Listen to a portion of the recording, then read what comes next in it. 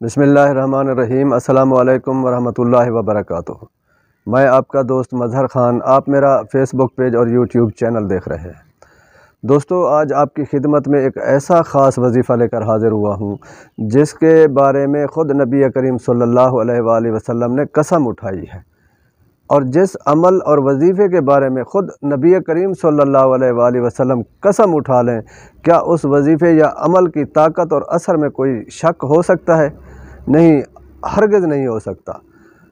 یہ سورۃ مومنون کی آخری 4 آیات، جن کے بارے میں نبی کریم صلی اللہ علیہ وآلہ وسلم نے قسم اٹھائی کہ کوئی آدمی اگر یقین کے ساتھ ان کو پہاڑ پر بھی پڑھ دے تو پہاڑ بھی اپنی جگہ سے ہٹ جائے گا۔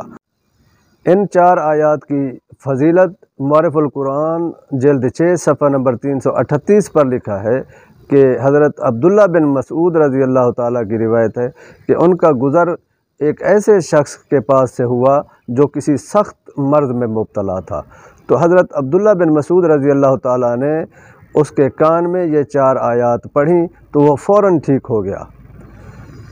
تو حضور صلی اللہ علیہ وآلہ وسلم نے دریافت کیا کہ آپ نے کیا پڑھا ہے؟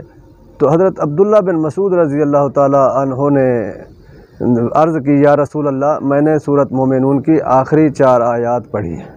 اس پر نبی کریم صلی اللہ علیہ وآلہ وسلم نے فرمایا کہ ان 4 آیات کو اگر کوئی آدمی یقین رکھنے والا ہو تو کسی پہاڑ پر بھی پڑھ دے تو وہ بھی اپنی جگہ چھوڑ دے۔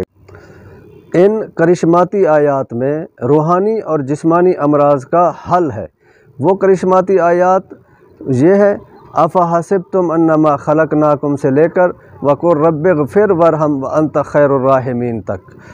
یہ آیات مبارکہ جو شخص روزانہ 7 مرتبہ صبح شام پڑھے گا، اس کی سخت سے سخت پریشانی اور ہر بیماری دور ہو جائے گی۔